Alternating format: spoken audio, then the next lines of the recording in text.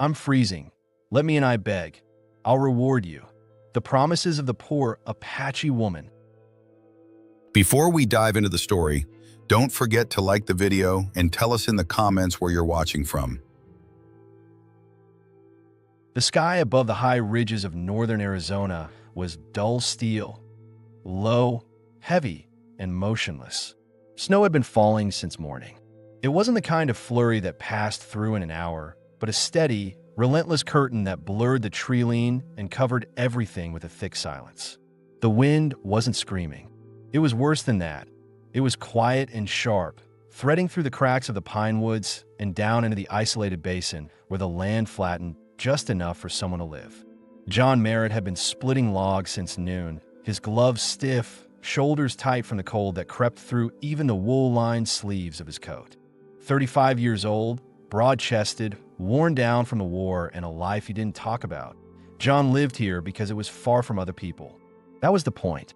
The cabin was his and no one else's, a weather-beaten structure with warped shutters and snow pressed thick against its base. A year ago, he'd boarded over the second window after it cracked in a storm. 2 years before that, he'd buried his last dog beneath the sycamore near the barn. There weren't visitors. There weren't neighbors. Just trees, ice, and his quiet routines. He'd lived here since his wife died. That was almost 8 years back. Their boy hadn't made it to his second winter. After that, John stopped going to town more than once every season. No one came out this far unless they were lost, desperate, or planning something ugly. So when he heard the sound, that soft, irregular crunch in the snow, faint but real, his first instinct was caution. He straightened, axe still in hand, eyes narrowed on the woods beyond the fence. At first he thought it was an elk. Then he thought it might be a thief, or worse, a prospector or a rider from Holbrook straight off the trail. He didn't move, just listened, back rigid, boots half buried in drift. Then he saw her, a woman, thin, barefoot, buckskin dress torn and flapping at the hem. Her legs sank through the snow as she staggered toward the porch. One step, then another, arms clutched tight to her chest. Her hair was long and black, braided in one thick cord down her back. Her skin was dark brown, face windburned and tight. Not a settler. Apache. John's gut tensed immediately. Not from hatred. He wasn't that kind of man, but from what he knew. What he'd seen. Apache women didn't wander alone in white territory in the middle of winter, barefoot and near collapse, unless something had gone very wrong. He stepped toward her slowly, his mind already tracking possibilities. She could be bait. There could be others in the woods, waiting. But as she came closer, stumbling now, legs barely lifting through the snow, that thought started to fade. Her face was wrong for a trap. It was raw, exhausted, terrified. She dropped to her knees in the snow not 10 yards from his steps, her hands splaying into the drift, her body swaying like she'd pass out right there. He watched for another second, every instinct in him yelling for distance, warning him against stepping in. He didn't know her. Didn't know her. He lived quiet, and that quiet kept him alive. Then she looked up. "Please," she said. Her voice was dry and tight, barely audible, her lips cracked. "Let me in." John's jaw tightened. He didn't move. "I can reward you," she added, lower this time, teeth chattering. "Please." She had nothing. No pack, no boots, no visible weapon, no frostbite yet, but it was coming. Her fingers were stiff and red, her toes sunk deep in snow that must have burned like fire by now. John thought about walking back inside and bolting the door. He thought about staying quiet and letting nature do what it was already doing. Let the storm finish her. She'd be gone by morning, and no one would know. No risk, no complication, just the same quiet he always kept. But he didn't move away. Instead, he stepped forward. He crouched beside her, slowly, testing her reactions. She didn't flinch. She was past fear. Her face twisted slightly, not in panic, but in shame. She wasn't pleading now. She looked like she was waiting for judgment. "Can you walk?" he asked, his voice even but low. She didn't answer. Her eyes fluttered closed for a second. Then she shook her head barely.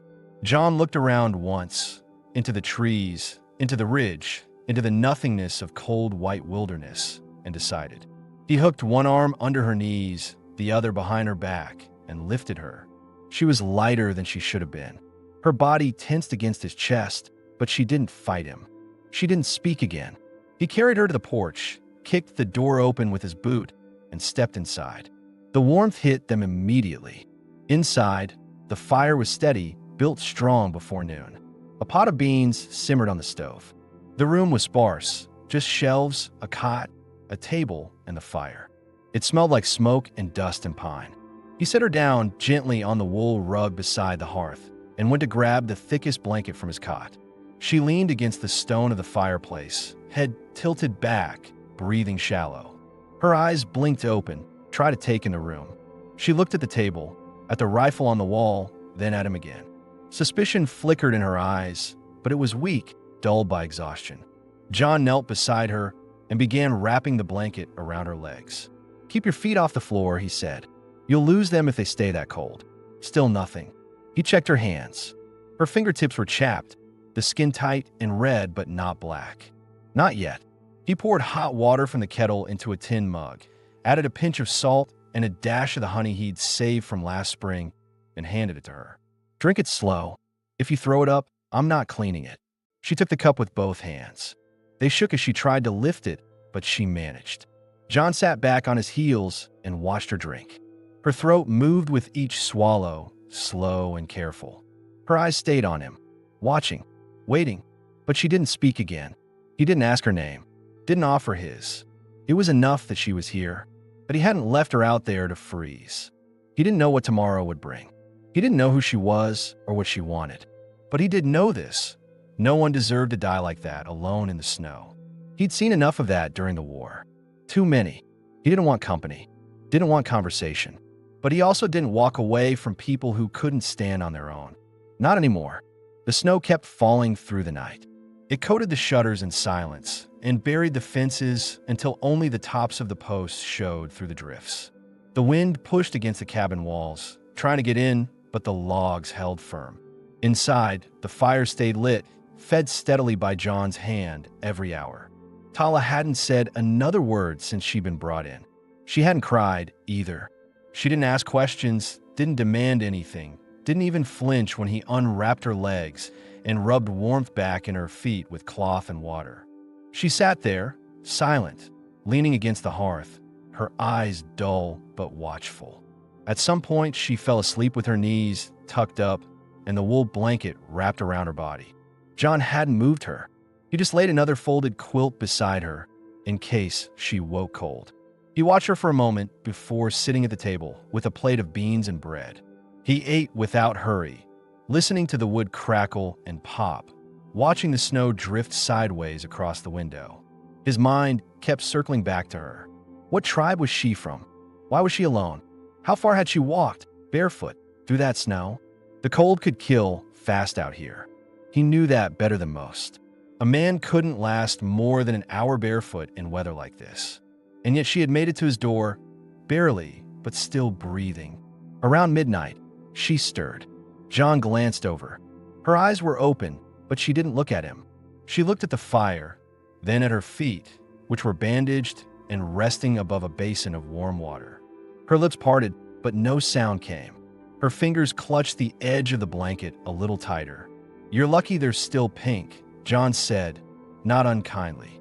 Another hour and they'd have been gone. Her eyes shifted to him slowly. This time, she spoke, low and rasped. "I walked 2 days." John frowned. "No boots." She shook her head. "Taken. When they cast me out." He didn't say anything for a moment. He didn't want to press, but he needed to understand. "Who cast you out?" "My people." That hung in the room for a long time. He could have asked why, but the way she said it, the weight of it, made it clear.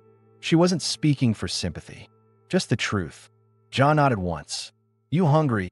She hesitated, then gave the smallest nod. He stood, ladled some beans into a bowl, tore off a thick chunk of bread, and set it in front of her with a spoon. She took the bowl slowly, her hand still shaking. She didn't rush the food, just ate steady, every motion deliberate, like she'd been taught not to waste a single bite. She finished half the bowl before setting it aside and pulling the blanket tighter around her shoulders. "What's your name?" he asked. "Tala." He let that sit a moment. "I'm John." She gave a small nod, then turned her face slightly back to the fire. He watched her for a while, waiting to see if she'd speak more. She didn't. He noticed then what he hadn't fully caught before. Her clothes, what was left of them, were ceremonial. Apache-style dress, but the beading, the stitching, even the cut, was formal. It wasn't travel wear. It wasn't hunting wear. It was something worn at gatherings, rituals, or status events. It was torn, scuffed with pine sap, and thin enough to bleed heat out of her within minutes. "You were important," he said quietly. Tala's jaw tightened. Her gaze stayed on the fire. "Then, I was his wife." "Who's?" "The chief." John leaned back slightly. That explained the ceremonial cloth, the bone necklace, the sharpness in her posture, even now. But it didn't explain why a chief's wife had been left to die in the woods. "No children?" he asked, already guessing the answer. She looked at him then, sharp, defensive. "No, not with him." He didn't press. He just nodded once and leaned back in his chair. She took another small bite of bread, chewing slowly, not looking at him again. "You can stay here," he said, "until the weather breaks." She didn't thank him, just nodded once, quiet. He didn't expect gratitude. What mattered was survival, and she looked like she understood that too. Later that night, John unrolled a spare cot and set it up across the room near the stove. He placed a second blanket on top and gestured toward it. She moved slowly, every muscle tight with cold and caution, but she stood on her own. He watched her test her weight on her feet, wincing, biting back pain, but standing. That surprised him. Most people would be in tears. He turned away to give her privacy as she lay down. Then, for the first time since she'd come in, she spoke again. "You're alone too." He looked back toward her. She wasn't asking, just observing. He nodded. 8 years. She didn't ask what happened. He didn't tell her. They said nothing more. Outside, the wind picked up again. The world turned white beneath the moonlight. Inside, John fed the fire one more log and settled into his own cot. The quiet stretched out. It wasn't warm yet. Not between them, not completely, but it wasn't cold anymore either. She was there, alive, breathing. That was enough for now. By morning, the storm had buried the entire yard under another foot of snow. The fence line disappeared. Even the chicken coop was nearly sealed shut by a wind-carved drift. The sky stayed low and pale, heavy with more of the same. Cold like this didn't let up easily. Not up here. It pressed in day after day until the logs cracked in the walls and the water buckets froze solid if left unattended. John was already outside by dawn, clearing the path to the barn with a shovel. His breath came out in thick clouds, and his fingers, even gloved, stung as he worked. He checked on the cows, 2 of them, and shoveled fresh straw in their stalls. He didn't rush. That was part of staying alive out here. You did the work, steady, no matter how bad the wind bit. If he left it, the roof could collapse. If he waited too long, the livestock would suffer. And he wasn't about to let that happen. He hadn't fought through 2 winters up here just to lose it all to snow. Inside, Tala woke to the smell of ash and beans warming on the stove. Her legs still burned. Her toes, though painful, had some feeling again. She wiggled them beneath the blanket, her brow furrowed from both discomfort and the effort of gauging damage. Her hands were less raw now, but her mind wasn't any quieter. She looked around the cabin again, slower this time. The rifle on the wall, the way everything was positioned. No wasted space. Nothing decorative. A man's place. A man who didn't expect guests. She sat up, wrapped the blanket around her, and slowly tested her feet on the ground. Pain shot up her calves, but she could bear it. She limped to the stove, holding on to the table for balance. That's where John found her when he stepped back in, her back to him, one hand braced on the edge of the stove as she tried to ladle food from the pot. "You should have waited," he said flatly, stepping inside and kicking the door closed behind him. She didn't turn. "I'm not helpless." He didn't argue with that. He took off his gloves, unwrapped his scarf, and moved toward the basin to wash up. "That doesn't mean you're not injured." She finally looked over her shoulder, her face guarded but calm. "I can do small things." John gave a brief nod. "All right, just don't fall over." He He dried his hands and came over to adjust the flame. She moved aside, allowing him to finish ladling 2 bowls. He handed her one without ceremony. They ate at the table again, this time together. Still quiet, but it wasn't the same silence as before. It wasn't tight with uncertainty. It was practical. Midway through the meal, John asked what had been on his mind all morning. "Where were you trying to go?" Tala chewed slowly before answering. "I wasn't." He frowned slightly. "So what then?" "I just walked." He didn't understand. "Into the snow? With no food or boots?" She looked at him steadily. "I wasn't supposed to live." The room went still. John's hand tightened around the tin cup. He didn't ask the next question. He didn't need to. She'd answer enough. "You were cast out to die." Tala nodded. "It's what's done." He stared at the table. That kind of thinking didn't sit right with him. He'd seen war. He'd seen cruelty. But this, turning your back on someone because they couldn't bear children, leaving them in winter to starve, it worked against everything he believed a life should be. "You don't strike me as someone who gives up," he said finally. Tala's face twitched, barely, but her voice stayed even. "I didn't want to die, but I accepted it." John didn't know what to say to that. There wasn't a right answer. He stood up, cleared the bowls, and set them in the wash basin. "You can stay here," he said again, firmer this time. "Long as you need. I got room." Tala looked at him. Really looked. He didn't flinch. He didn't offer her anything he couldn't keep. That afternoon, she asked for a knife. John hesitated. "What for?" "My hair," she said, pointing to the frayed ends of her braid. "It's tangled and dirty. I don't want to carry the past on my back." He nodded once and handed her his small utility blade. She took it without ceremony and went to sit by the fire. He didn't watch her do it. But later, he saw the black braid laid out on the floor beside the coals. She had trimmed it short, clean and even, just below the shoulders. Her eyes were calmer afterward. That evening, she helped peel potatoes while he salted meat. She moved slowly but didn't complain.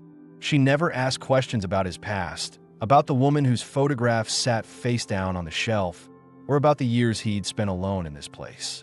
And he didn't ask her about the chief, or how long she'd been his wife, or how many times she'd tried to give him a child. But he noticed something else. Her hands weren't clumsy. They moved with skill, practiced from years of work. This wasn't someone who'd lived soft. She'd skinned animals, built fires, cleaned hides. She'd known labor.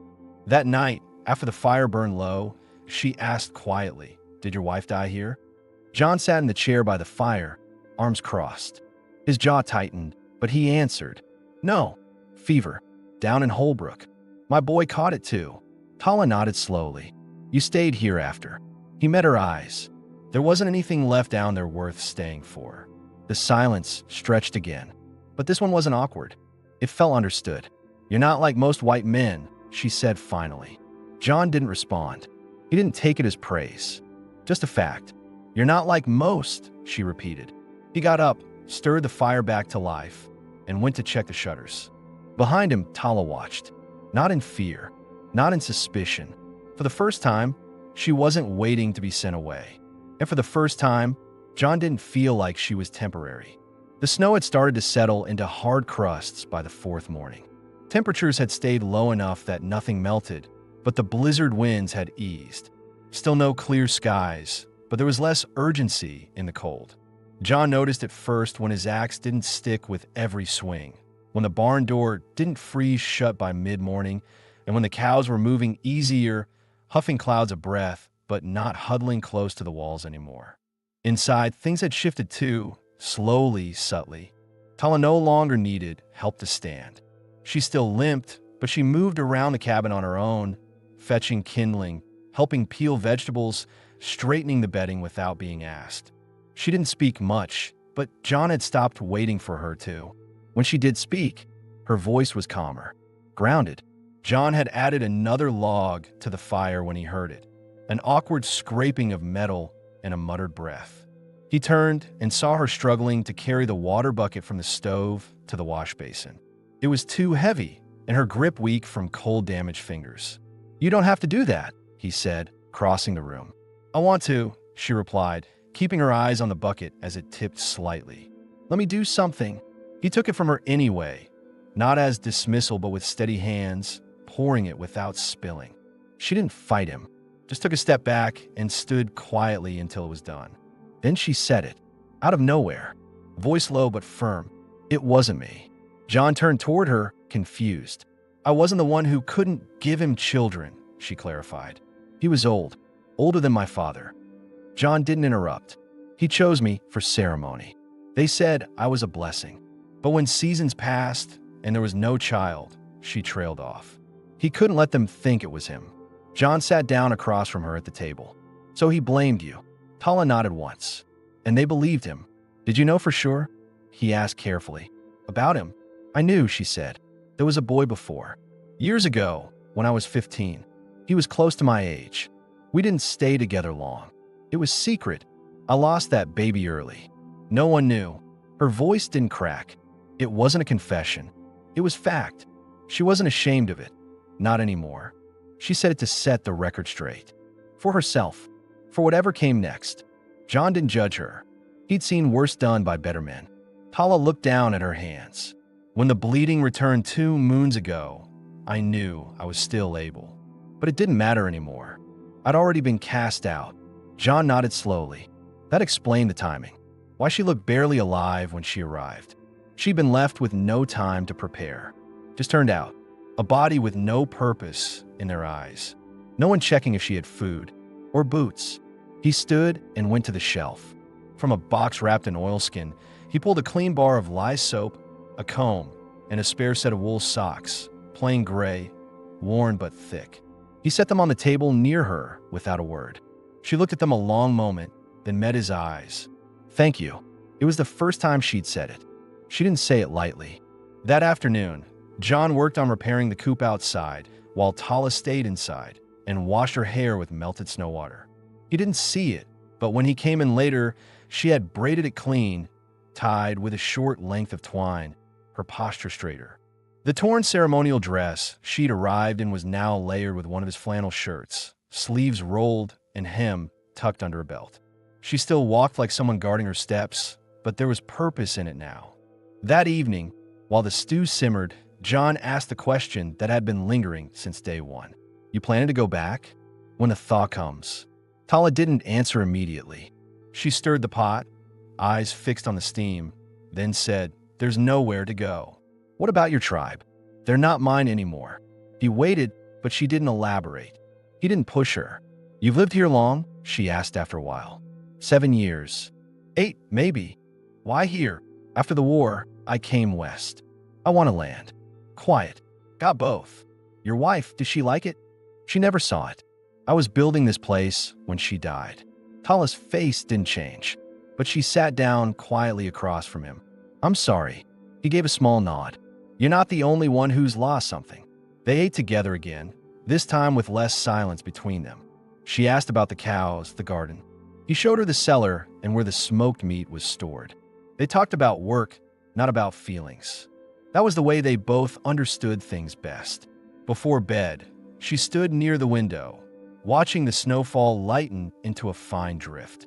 John said, "Spring's still a long ways off. But if you stay through it, I'll help you build something." She turned toward him slowly. "What do you mean? A shed? Or a room off the side of the cabin? So you have your own space.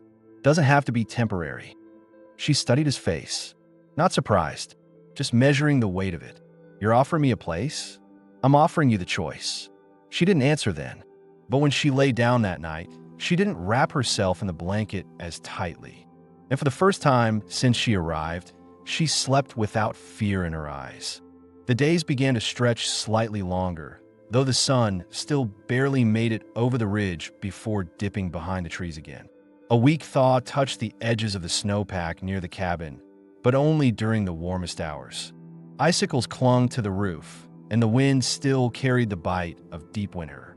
But something had shifted inside, something steady, quiet, and new. Tala had started waking before John. She didn't make noise or take up space, just moved about the cabin with quiet hands, rekindling the stove, checking the water buckets, wiping down the table. Her limp was still there, but lighter. And with each morning she stayed, the air between them settled a little more. John noticed details without trying. How she folded the blankets, how she handled a knife while slicing potatoes, how she touched everything like it belonged to her but never once assumed it did. He had never known a woman like that. Not since his wife. Not with that kind of presence. One morning, as they ate side by side, Tala looked up and asked, "Do you still go into town?" He wiped the edge of his mouth with his sleeve and nodded. "Once every few weeks. Sometimes longer, depending on the weather." "Is it far?" 15 miles if the trail's clear. 20 if I have to go around the ridge. People there know you. They know I keep to myself." She didn't ask to go. She didn't ask about the people. But her questions told him she was thinking ahead, past survival. Later that day, John brought down a pile of old lumber from the loft above the barn. He started laying it out beside the cabin. Rough boards, some warped from age, others still usable. She stood on the porch, arms crossed against the cold, watching him. "You meant it," she said after a while. "About building something. I don't say things I don't mean." She stepped down onto the snow-packed ground and moved beside him. "Then let me help." "You sure?" She nodded. He handed her a hammer and began showing her how the framing would be done.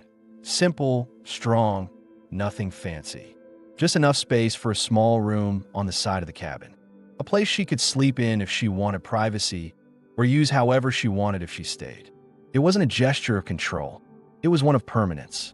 As they worked, she asked questions about the wood, the nails, how to keep boards flush.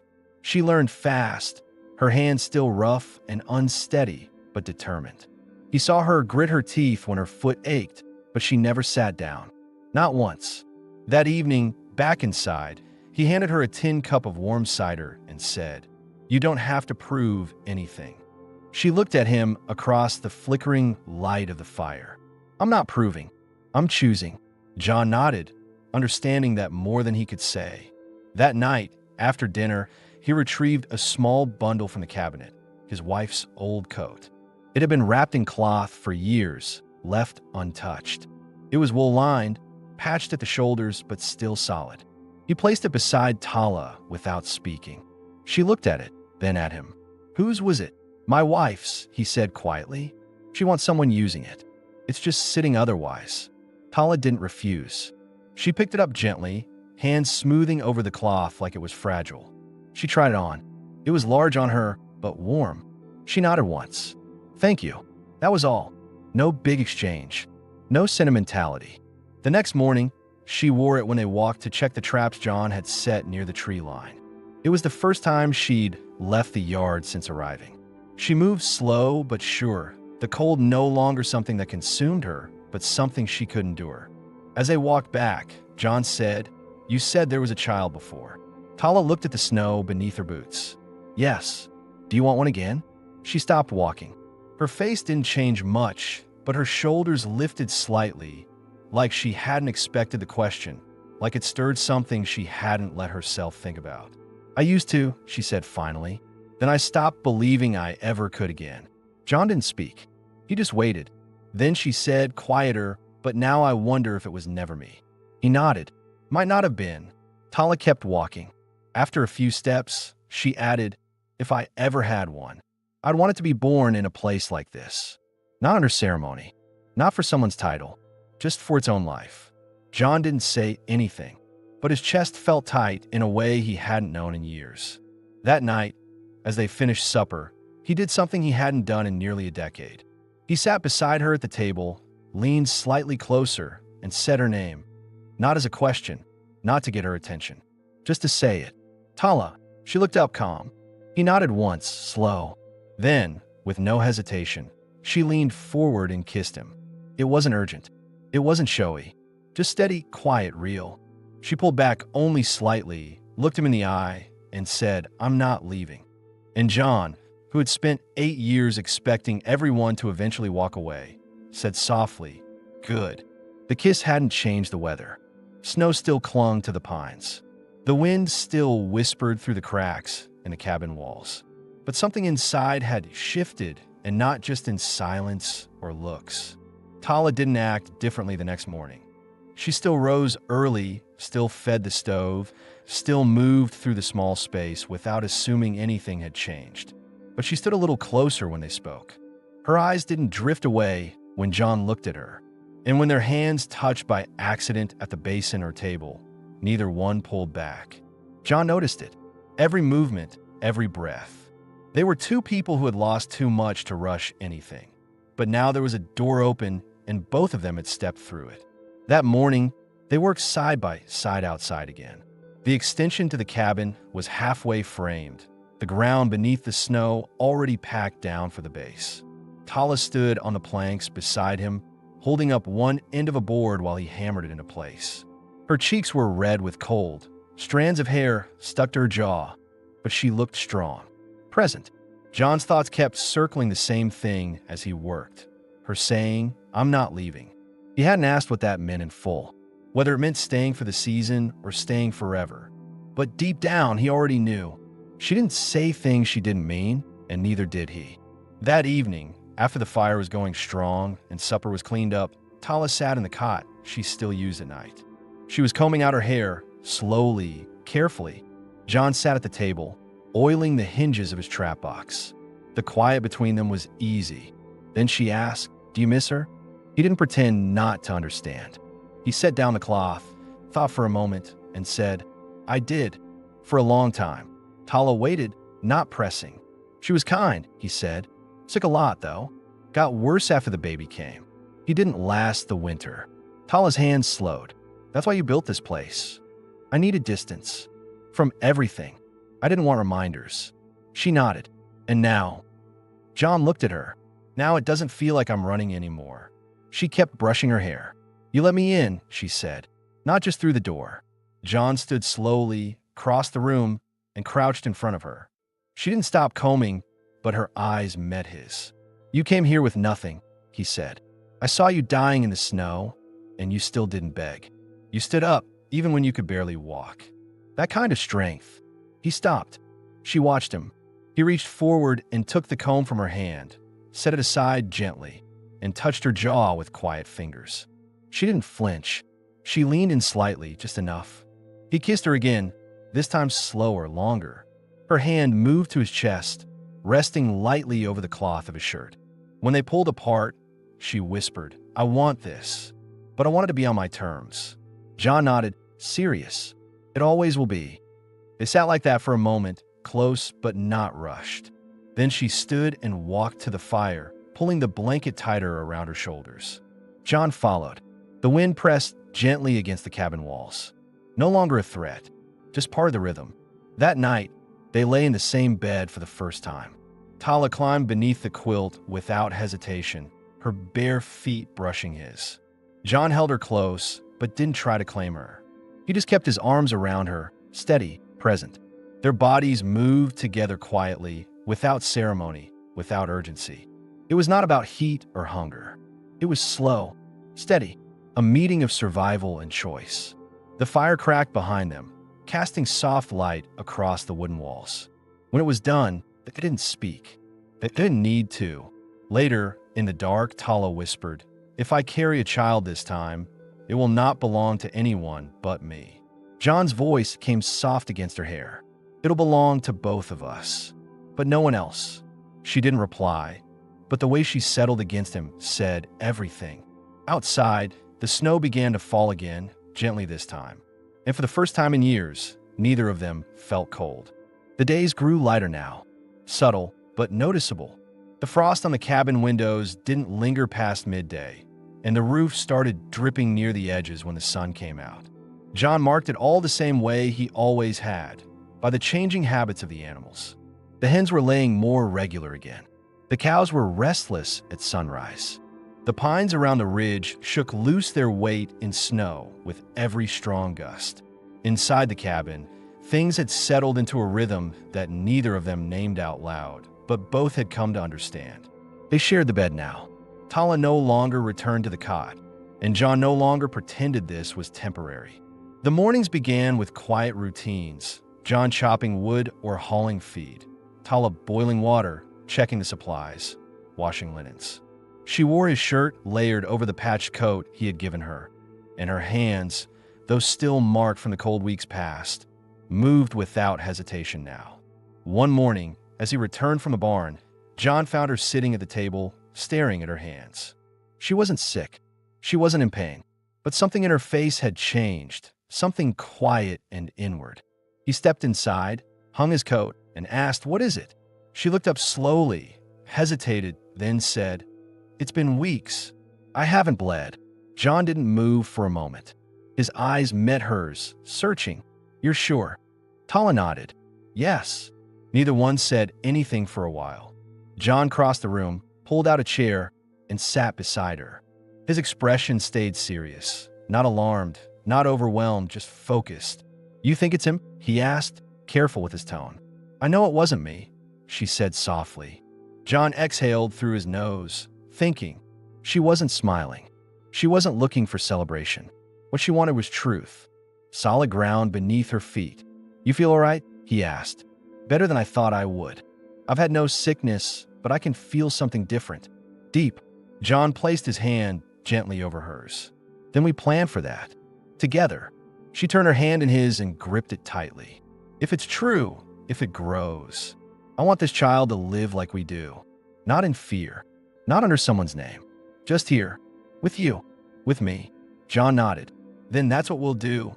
They didn't rush to make more of it. No sudden talk of names. No ceremony. But the next day, John reinforced the windows of the new room they'd been building. He added a second layer of insulation, used the best wood for the joints. He didn't say it was for the baby, but she knew, and she started sewing scraps of fabric together, quietly, in the evenings, stitching with calm, steady hands. She didn't say what it was for, but he knew.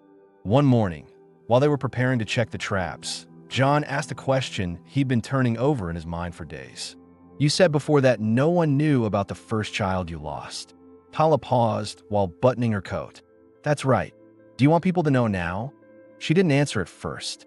Then she turned to him and said, "Not people. Just one. Your mother?" he guessed. She nodded. "She's still in the tribe. She didn't fight for me when they turned me out, but she cried. I saw it. She didn't have the power to stop it, but she knew it was wrong." John nodded slowly.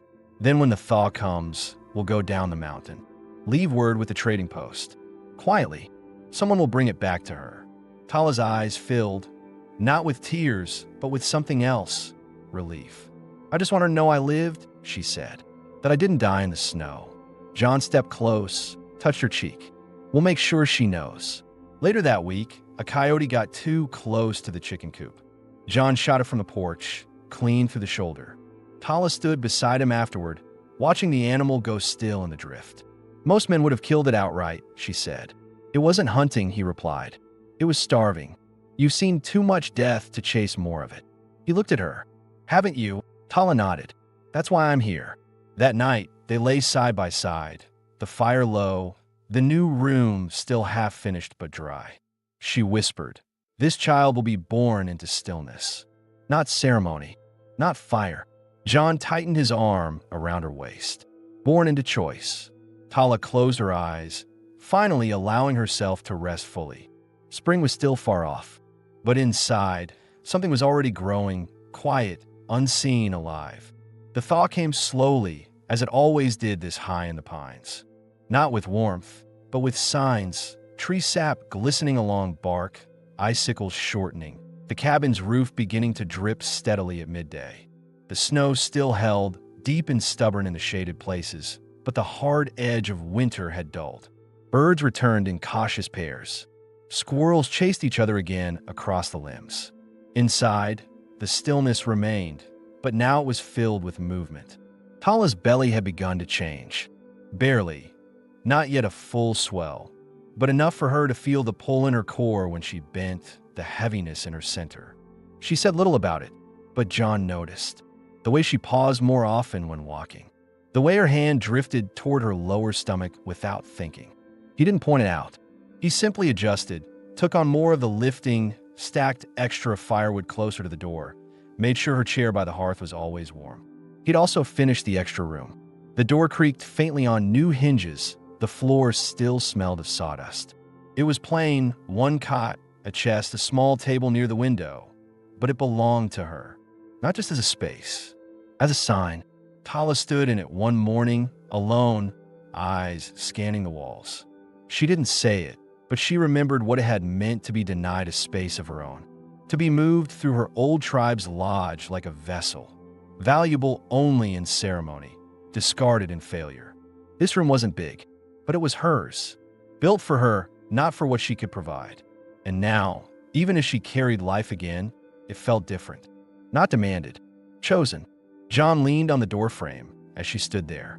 "I can fix a small shelf here," he said, pointing to the far wall. "If you want." She turned. "You built this for me. I won't ask for more." "You don't have to ask," he said. "You live here now." It wasn't a grand statement, just truth, said plainly.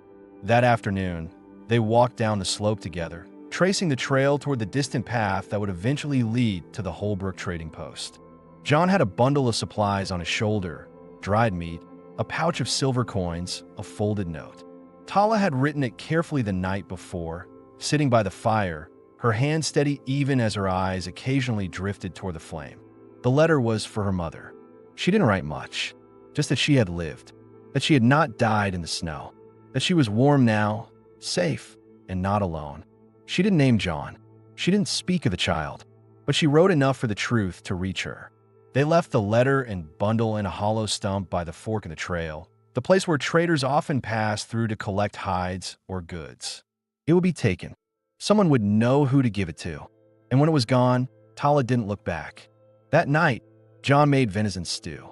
Tala sliced onions, pausing occasionally to press her hand to her ribs when the child shifted beneath her skin.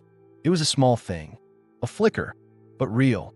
After they ate, John pulled a small pouch from the shelf and sat beside her. "This belonged to my mother," he said. "It's not much, just a few keepsakes." She opened it carefully. Inside was a silver ring, plain, wide-banded, no jewel, and a tiny wooden carving of a pine tree. "She gave me that before I went to war," John said. "Told me if I made it through, I should use it when I found someone who stayed." Tala looked at the ring, her fingers tracing the smooth metal. Then she looked at him. "I've already chosen you," she said. John nodded. "I know, but I want you to know I've chosen you too. And this isn't about what we've lost. It's about what we're building." Tala closed the pouch and held it to her chest. He leaned in slowly, kissed her, quiet and certain. Then she placed his hand on her stomach. He rested it there, still and reverent, as if he were holding something sacred, not because of ceremony, but because it was real, something that had survived. That night, the wind shifted. The trees no longer groaned, they breathed. Inside, Tala slept with her back against John's chest, the quilt tucked tight around them both. And for the first time since the day she'd been turned out barefoot into the snow, her body did not brace against the night. It welcomed it, because now the cold could not reach her. By mid-April, the last of the snow had melted from the lower trails. The air was still sharp in the mornings, but by noon, the ground was soft underfoot and the pines dripped with meltwater. John had moved the cows back toward the west pasture, where shoots of green had begun to push up through the damp soil. Every day now brought a sound that hadn't been heard in months: running water, bird song, insects tapping on glass. Inside the cabin, life had changed in ways John hadn't imagined a season ago. The space no longer felt like a shelter built for one man's grief. It felt lived in. Tala's work basket sat under the table, filled with mending she never rushed. His shirts hung on the line beside her flannel wrap. The new room he'd built wasn't just finished now. It was painted with soft strokes of color she had made herself, using crushed bark and plant dyes. The small shelf he had offered to build was up, and on it sat the wooden pine carving John's mother once gave him. Tala moved slower these days. Her belly had rounded clearly, visible beneath the wrap she wore around her waist. She didn't complain, she never had, but John saw the way she paced herself, how she rested more often between tasks, how she sometimes stood by the open window with one hand bracing the frame and the other gently over her stomach. One morning, he brought her a basin of warm water and a cloth without being asked. She sat by the stove, soaking her feet, her face calm but thoughtful. "You never asked for any of this," she said quietly. "I didn't have to," John replied. "You came." She looked up at him. "Are you ready?" "I'm not afraid," he said. "That's enough." She reached for his hand and guided it over the curve of her belly. The child stirred beneath his palm, stronger now, not just flutters but a slow, turning pressure. He didn't speak. He only nodded, and she knew. That same afternoon, they walked together to the edge of the ridge, where the land dipped down toward the basin. From there, they could see far into the valley. John pointed out the new bloom near the creek, and Tala picked a small sprig of wild mint. She pressed it between her fingers and smiled faintly. That was the first time he saw her smile without effort, open without holding back. On the way back, Tala stopped at the stump where they'd left the message for her mother. It was gone. In its place was a strip of woven cloth, a small sash, deep red, the color of her old lodge's ceremonial thread. She picked it up with both hands. There were no words, no note, just a cloth. She got it, she whispered. John watched her closely. Is it a good sign? She nodded slowly. It means I'm no longer ghosted. I am remembered. They walked home in silence, but it wasn't empty. The air felt full of something old being settled. That evening, Tala prepared a stew with the last of the carrots they'd stored through winter. She moved carefully, pausing once as the child kicked hard, her hand steadying herself against the table. John rose from his chair, moved behind her, and supported her waist. I've got you, he said. You always do, she murmured, then leaned back into him. Later, when the fire was low and the dishes washed, she took his hand, led him to their bed, and lay beside him, drawing the quilt up over them both. In the quiet that followed, she turned toward him. You never asked if I wanted to marry you, she said, voice soft. I figured I didn't need to. We already chose each other. She smiled again, smaller this time. Still, ask me. John looked into her eyes, steady and without hesitation. Will you be my wife? Tala nodded once. I already am. The child shifted again, and John placed his hand over her belly like he had many nights before. But this time he said aloud, Our child. She covered his hand with hers and whispered, Our family. Spring settled in for good by the following week. The buds on the trees turned to leaves. The hens clucked in the yard, fat and loud again. And the cabin, once just a place of exile and quiet survival, was now a home. Rooted, alive, Tala stayed. John stayed. The child would be born in a few short moons, in the room they built together, in a house where no one would be cast out for failing to meet expectations. In this place, there were no titles, no demands, only presence, choice, and care. And for the first time in both their lives, that was enough.